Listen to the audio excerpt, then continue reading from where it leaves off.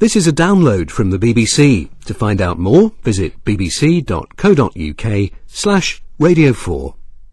Hello, today we're discussing Karl Popper, one of the most significant philosophers of the 20th century, whose ideas about science and politics robustly challenged the accepted ideas of the day. He strongly resisted the prevailing empiricist consensus that scientists' theories could be proved true. Popper wrote, "The more we learn about the world, and the deeper our learning, the more conscious, specific, and articulate will be our knowledge of what we do not know, our knowledge of our ignorance." He believed that even when a scientific principle had been successfully and repeatedly tested, it was not necessarily true.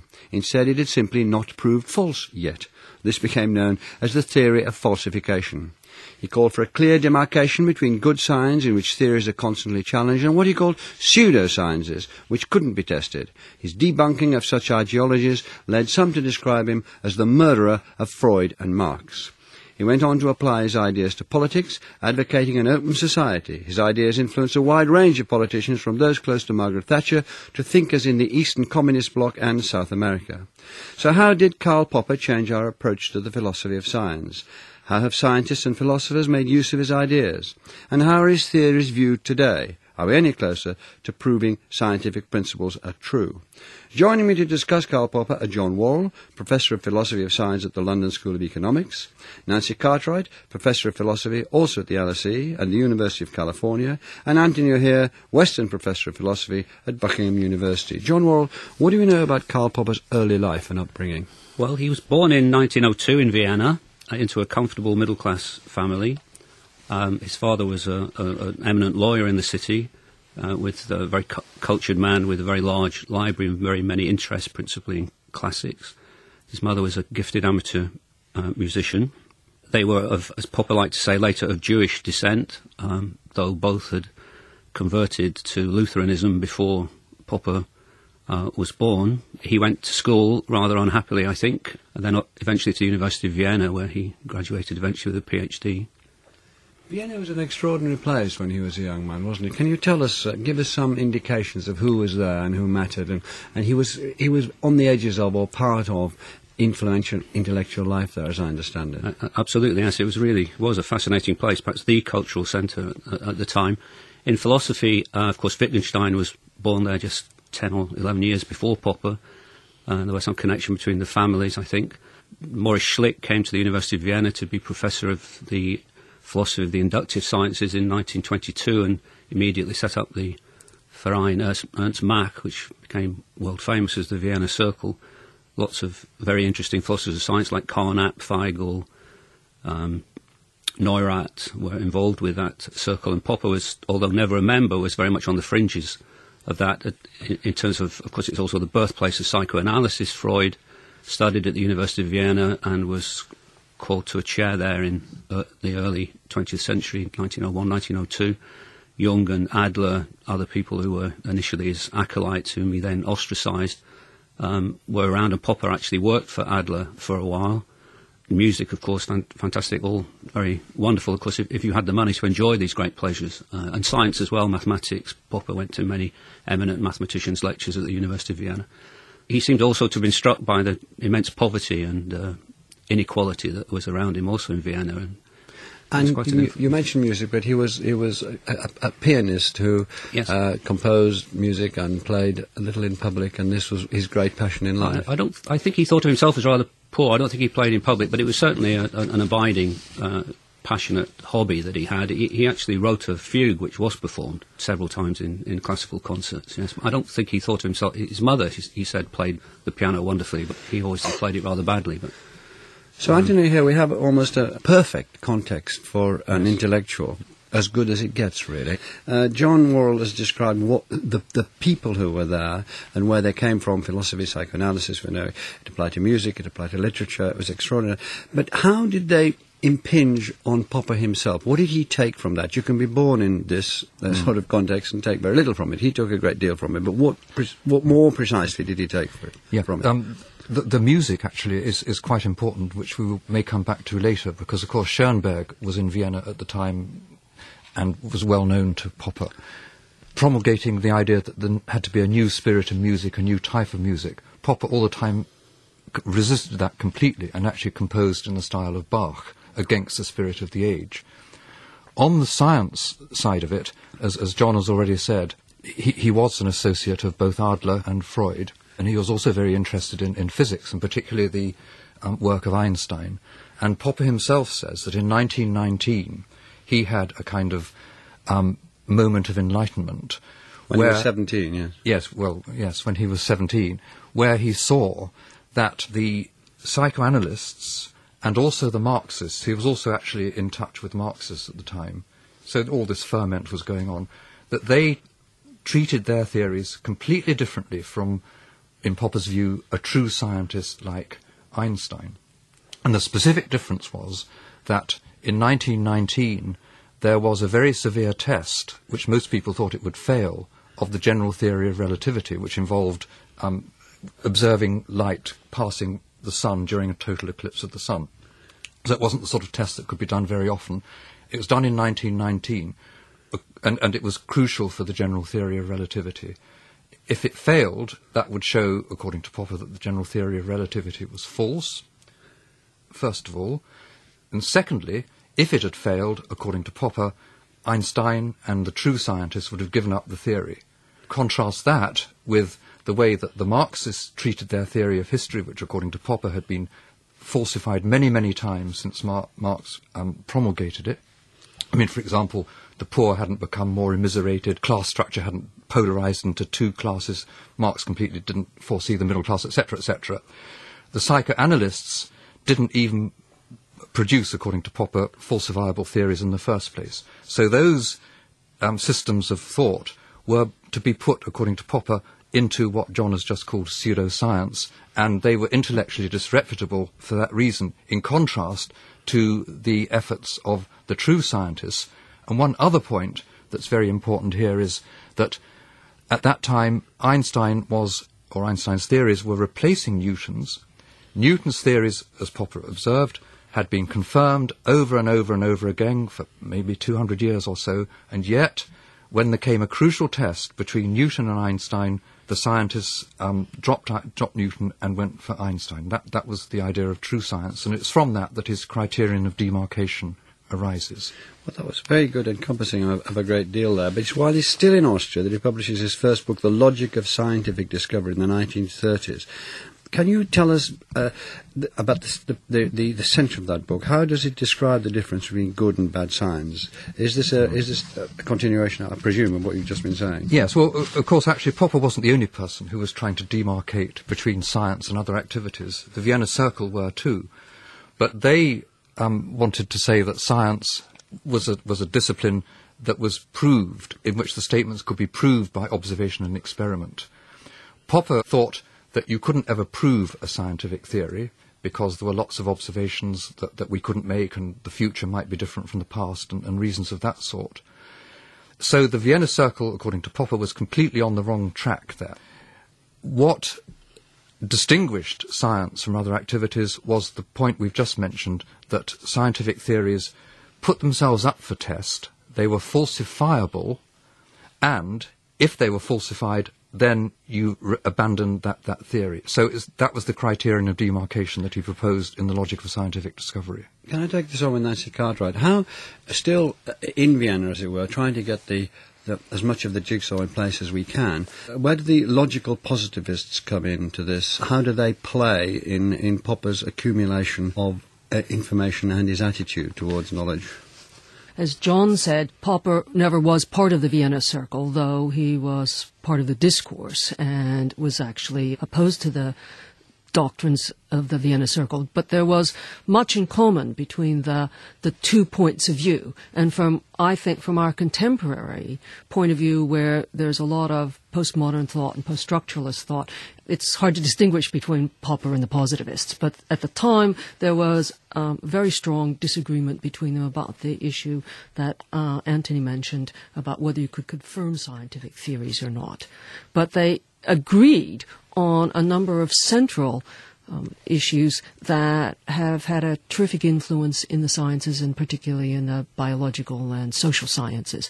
The things they agreed on were, first of all, that proper science should be value neutral, that what scientists should do is they should collect and state the facts, they should state true general hypotheses, or as true as one could make them, but they should always be about the way the world is, and not about the way the world should be or about what's desirable, and questions about what's desirable should not be in any way influential in what comes to be counted as an acceptable scientific hypothesis. So that was a terrifically influential doctrine that you hear regularly still nowadays, the sort of idea that the scientist collects the facts and then the policymakers decide what should be done with them.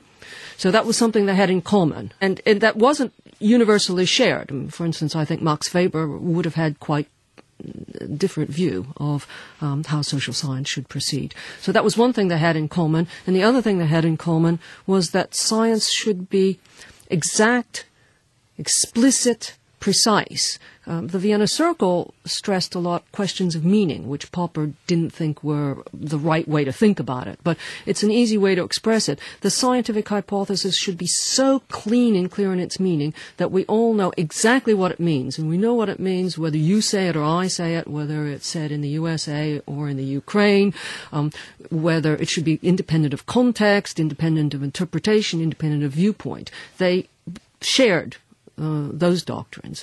The two doctrines on which I think they disagreed were whether you could confirm scientific hypotheses, and all of this group, including Popper, were socialists. Some were Marxists, some were lapsed Marxists, but all of them were socialists. But they did tend to disagree about what kind of socialism to pursue. And some of the Vienna Circle, in particular Neurath, were in favor of full social planning, and it's not clear where some of the others stood, but that's a big distinction from Popper, who was believed in piecemeal social planning. So those were the areas of agreement and the major areas of disagreement. Can you tell us how he came towards, let's call it the idea or the theory of falsification, how he came to that and what that is? Well, I think he comes to it from the belief, reasonable belief, that there isn't any kind of logic except deductive logic. Now, deductive logic has the advantage that what it means to be deductive logic is it's a way of reasoning such that if the premises are true, the conclusion must be true. Can you give the listeners an example of that? Well, if John lives in London, then John lives in the south of England. If John lives in the south of England, then he lives in the United Kingdom. It follows absolutely that if John lives in London, he lives in the United Kingdom. So the premises cannot be true without the conclusion being true.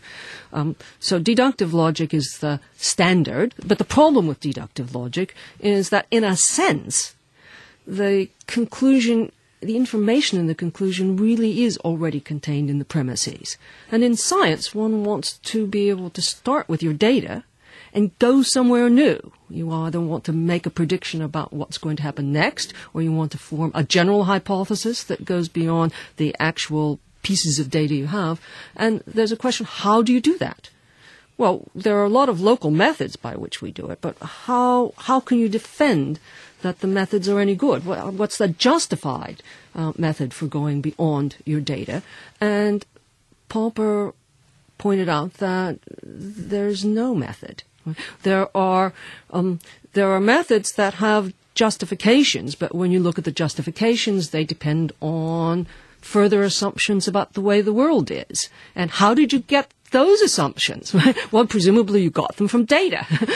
But those assumptions must go beyond the data, and what justified you in moving beyond the data. So Popper was very, very keen on the fact that there's just no way that's justified universally and from an outside position without already making ungrounded assumptions. There's no way to go from the data to a more general hypothesis. Anthony, here, just to conclude this paragraph, as it were, about falsification, in a sense, one bit of his own experience that he stood on was that Einstein's views, Einstein's experiments, had in some way, not totally, completely, but challenged the work of Newton's mechanics, which for 200 or 300 years had been accepted and worked on, and still are accepted and worked on in many areas, but they were challenged. So that which had seemed absolutely unchallengeable and true forever could be seen in certain areas around it as false, and that set him off on the trail that therefore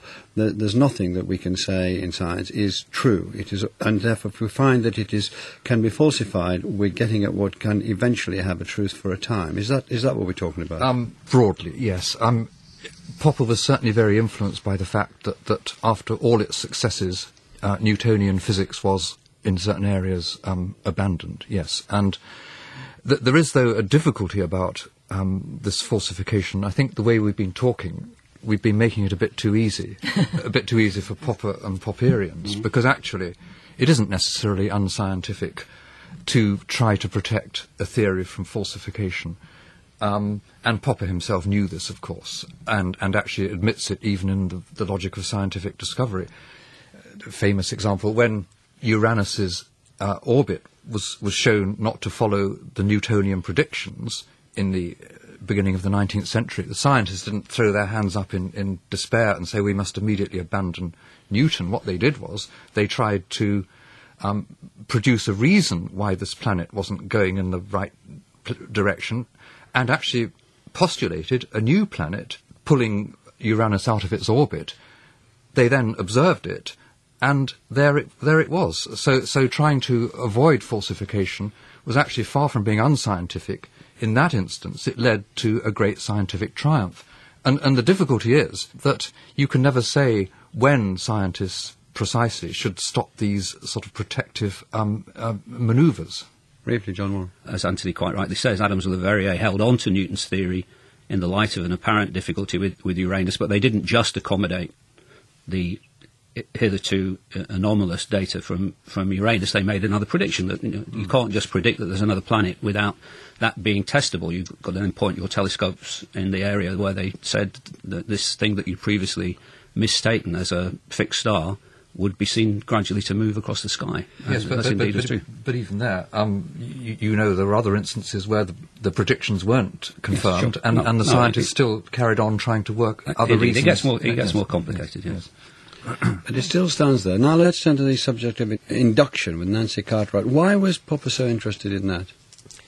Well, I think he had inherited Hume's problem of induction, and he thought there was no solution to it. Hume's problem of induction is essentially, since deductive logic won't take you beyond your data to a general hypothesis, what does? And you look for some justification, and you think, well, perhaps one should just assume that the pattern one sees in the data in the past will be what will carry on in the future.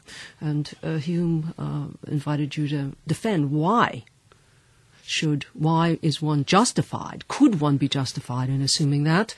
And you can begin to think about the kinds of answers you might give. The most obvious answer is, that's always worked.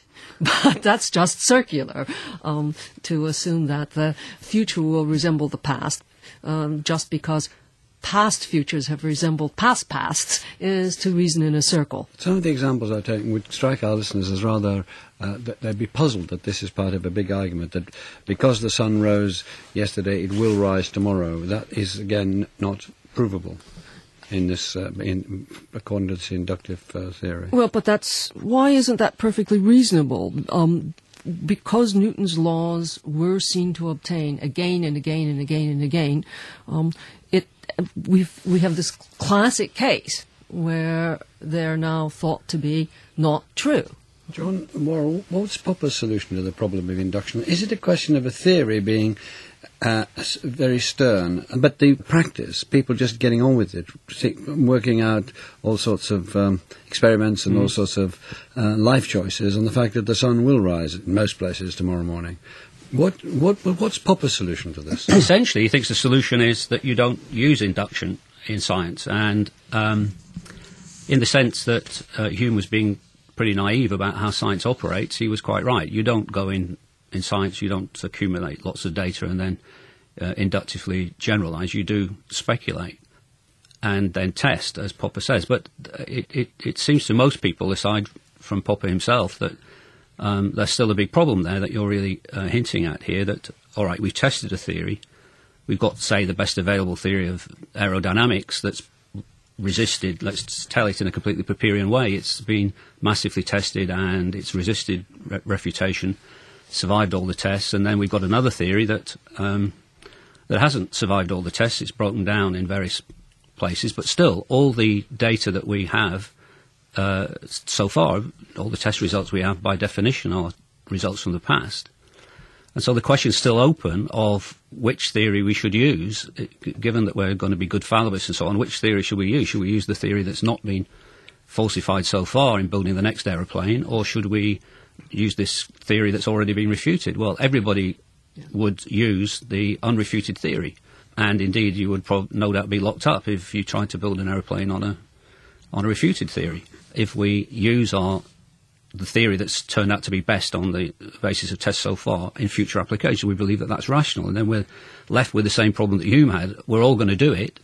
We're all going to be inductivist in that sense. And what's the basis for it? Is it simply, as Hume believed, a bare fact about human psychology, or does it fall within the realm of genuine rationality in the way that deductive logic does?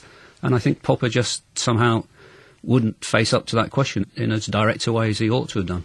I want to turn to politics in the open society, which is what Popper would be much more generally known for. Mm-hmm. And I'd like to talk about this for a little while. John, well, can you just refresh us about the early influences on his political ideas? Briefly say, because I know it was mentioned at the beginning of the programme, but just refresh us about that, then we can move into this area. Well, I think one influence which comes out very strongly from his intellectual autobiography is the poverty and inequality that he saw around him that pushed him very early towards a socialist view.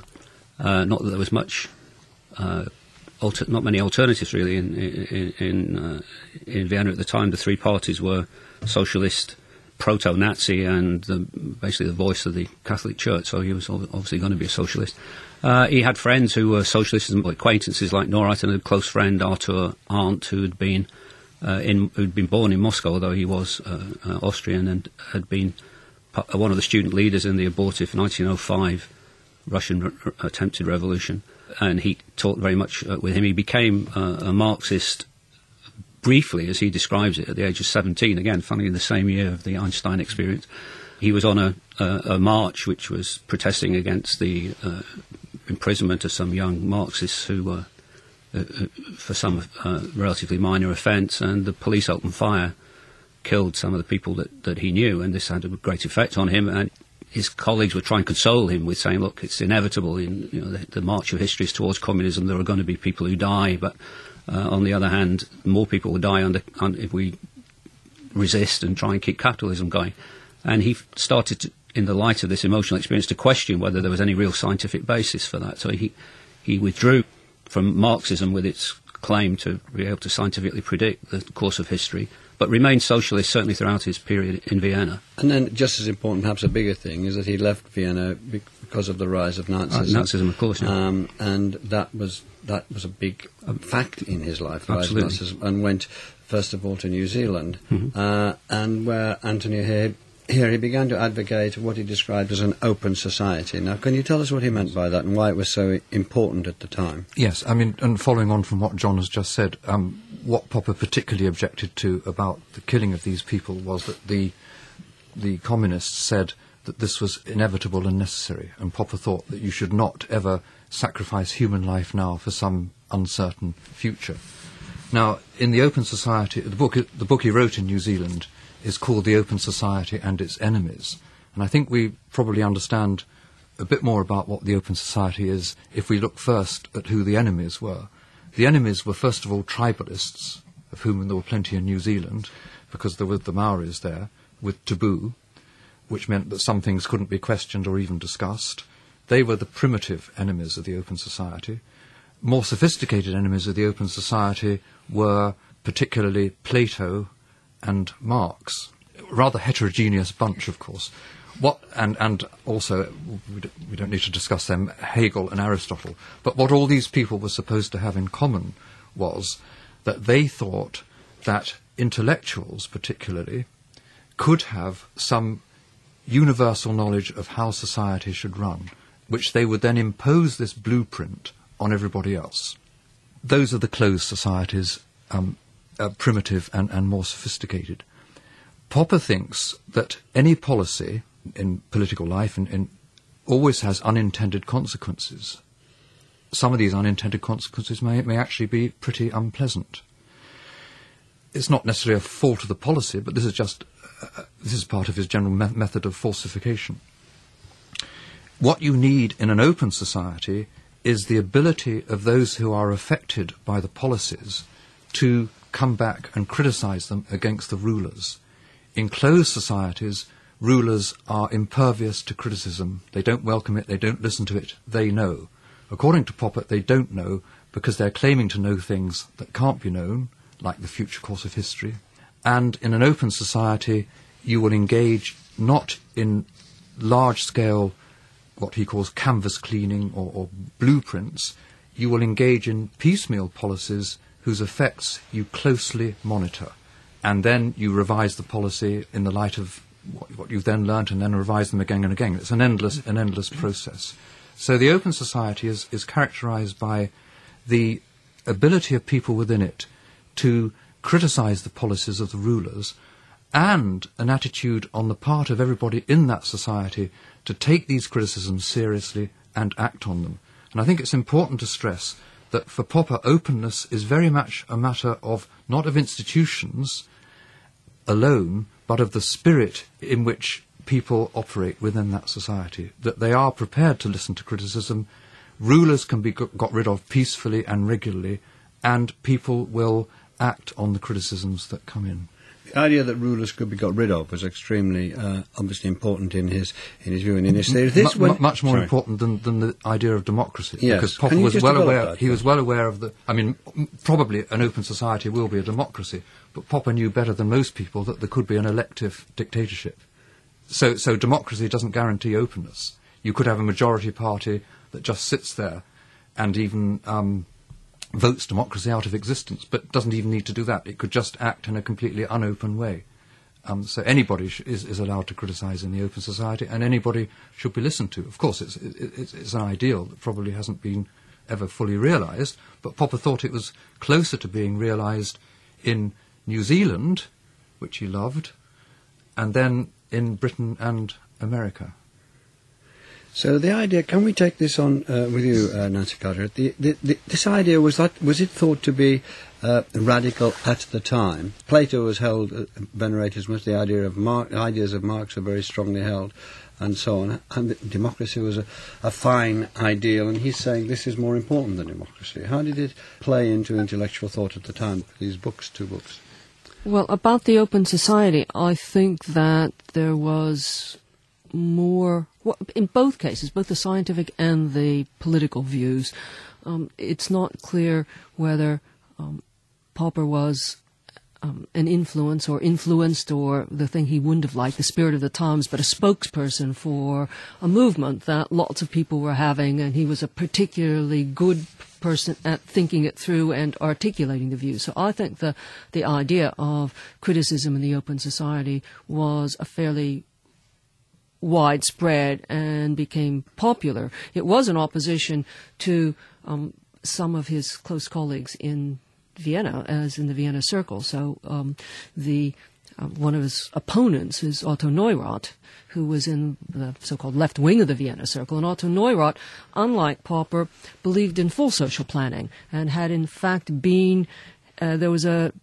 Bavarian Revolution immediately after the First War, and there was a socialist government that lived for about 3 weeks in Bavaria, and during that time Neurath had been appointed as the head of the Commission for Full Social Planning.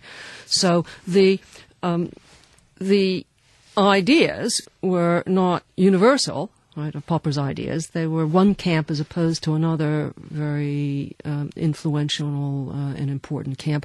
And the idea of full social planning versus piecemeal social planning hooks up very closely not just with criticism, because Neurath, I mean, you see, you can cross the two views. So Neurath, for instance, was very keen on criticism and openness, but he believed in full social planning because, unlike Popper, he believed in that we had accumulated a huge amount of positive knowledge and that we could now do the job.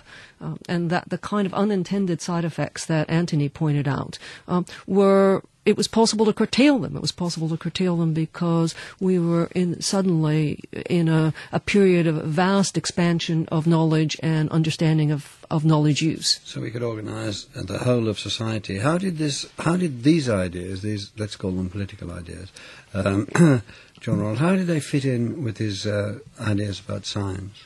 Certainly the idea that we're fallible comes very importantly from both sides. I mean, if we're fallible in our best knowledge acquiring activities in science, then we sure as goodness should think of ourselves as fallible in when we come with grand political ideas that are alleged to transform society. So I think the fallibilism is a very important connection between the two. How was Popper regarded about this time, Anthony? We're talking about the 40s. How did people regard him? What sort of force was he in the intellectual land? Well, he was his book, The Logic of Scientific Discovery, was reviewed by some major figures when it came out. The Open Society it did make quite an impact, and he knew Hayek slightly. And Hayek got him invited to the LSE as a result of the Open Society and its enemies. And I think that at that time you could say that... Where he stayed for the rest of his academic life. Yes, you could say that he was with a small group of people, of whom Hayek would be another, I would say George Orwell and Arthur Koestler, who were all... I don't entirely agree with what Nancy said. I think these people were all, to some extent, against the spirit of the age, because they are against the spirit of collectivism, universal planning.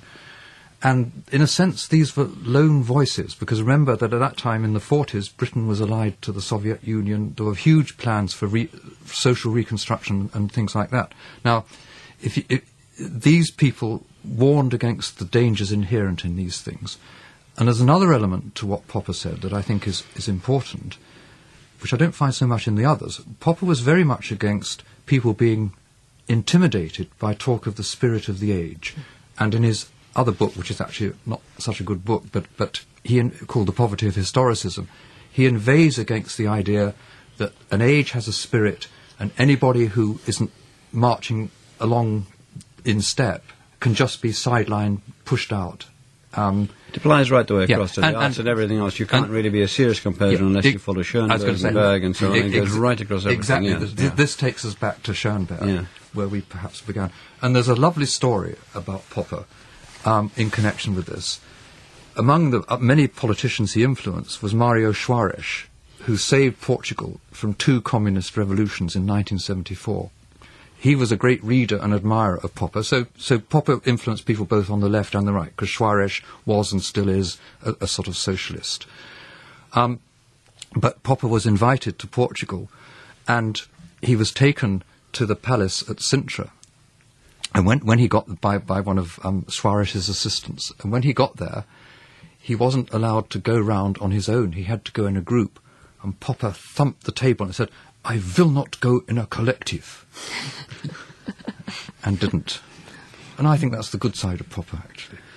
Do you want to come back on that? Because when I asked you the question about was he sailing against the wind in the 40s, and you said no, this was...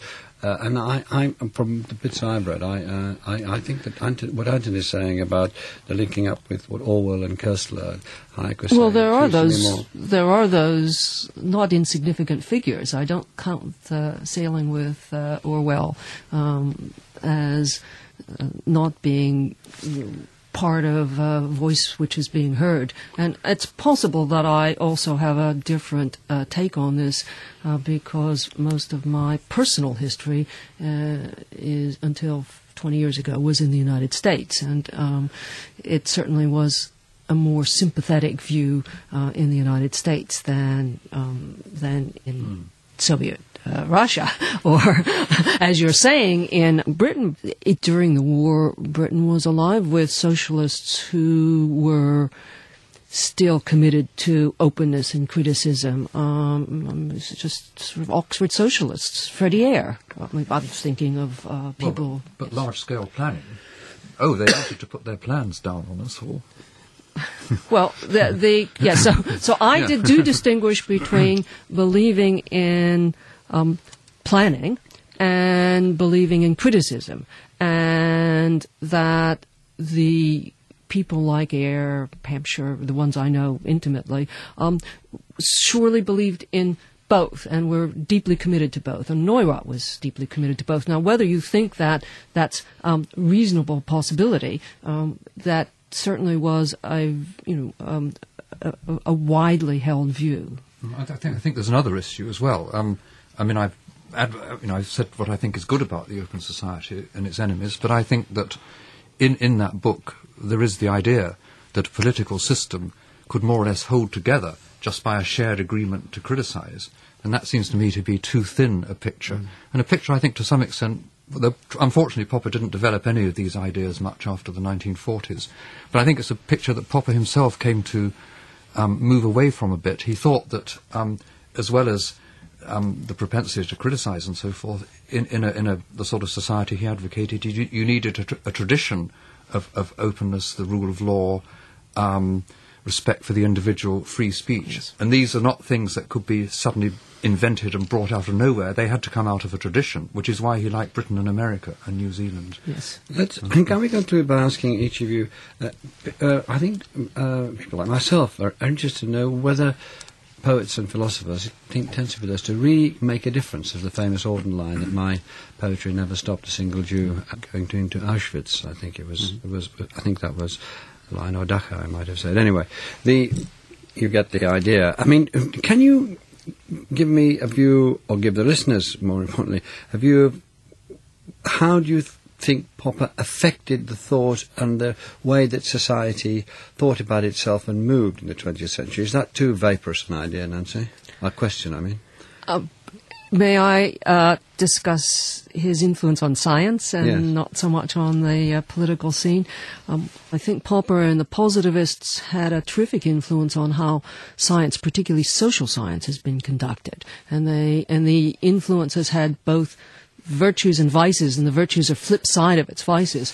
For a very, very long time, this prohibition on values in social science has been dominant and has had a huge effect, and in many cases a pernicious effect. For instance, Amartya Sen says that it held back welfare theory, welfare economics for 30 decades, because when you want to think about, say, social measures, the claim that you're able to do that and devise social measures and just count the numbers. For instance, the social statistician will count for us how many people in Britain are in poverty, or how many children in Britain are in poverty, and then the policymakers can decide whether that's acceptable, if and what could be done about it. That's just pseudo-rational to think that when you get down to designing in detail the kind of thing Popper would like, which is a set procedure for measuring who's in poverty, it's not like measuring how tall I am, that I'm 5'5¼ tall. In the measure itself, decisions have to be made in how it's constructed. At each point, thousands of tiny decisions that an economist, say, designing the measure will make. And at each decision point, there's no fact of the matter about what poverty is that should drive it one way or another. The decisions imply judgments, value judgments about what we count as a decent society. So and this gets concealed, and has gotten concealed for decades by the positivist and Popperian demand that science should be value-free and we shouldn't be making value judgments. So that's, I think, an effect it's had, but a pernicious effect. Thank you. John Worrell. Well, so, coming back to the political side, there's no doubt that it did have the book, Popper's ideas of the Open Society did have a big impact. How subtly they'd read it or not is another matter, but certainly in Eastern Europe, I mean, as part of the so-called Velvet Revolution, it does seem that people in Eastern Europe it wasn't just that they were using the phrase Open Society, they were reading Popper's book. It was originally, of course, banned in in Eastern Europe, and became very much the sort of flag behind which ideas of moving towards a more liberal society marched. Some people like Havel and so on all claim to have been admit that they were very influenced by Popper. So I think he had a very, very strong impact outside of academic philosophy, and a very positive one also within it, in terms of moving philosophy. When he arrived, philosophy in the UK at least was dominated by Oxford linguistic philosophy, which spent a lot of time analysing the way that we talk. And Popper was very much against that and wanted to bring philosophy back to where I think it should be, as a partner of the sciences and informed by science. I think he's had a lasting impact in that sense too. Finally, Antonio here. Yes, I think that Popper's philosophy of science has had, in a way, a good effect on scientists, because leaving aside the technicalities of falsification, one of the strong things he argues is that science is a bold, imaginative enterprise, and it isn't a matter of automatic or systematic fact collecting. That's part of it. But what scientists should do is propose bold ideas. So he was a big spokesman for the idea that science was, or is indeed, an imaginative activity, which perhaps had not been so stressed before him, because most philosophers of science tended to be rather mechanistic in their approach and not take that into account. On politics, yes, I mean, obviously, the very word open society is now a part of the common coin of political discourse. Maybe it's underdescribed in Popper himself, I think it is, but we, of course, are in the comfortable position where we can take it for granted. I think he's had a big and a good influence on heartening people in less fortunate parts of the world who exist under situations of closeness, and they read him with great hope and optimism. Well, thank you all very much. Thank you, Anthony here, John Worrell and Nancy Cartwright. Thank you for listening, and next week we'll be talking about The Heart of Darkness by Joseph Conrad. Thank you. In Our Time with Melvyn Bragg is produced by Elaine Lester. You can add your comments to the debate page, sign up for Melvyn's weekly newsletter, and download the programme in an MP3 format by going to the In Our Time website at bbc.co.uk/Radio 4. If you've enjoyed this programme, you might like to try other Radio 4 podcasts, including Start the Week, lively discussions chaired by Andrew Marr, and a weekly highlight from Radio 4's evening arts programme Front Row. To find out more, visit bbc.co.uk/Radio 4.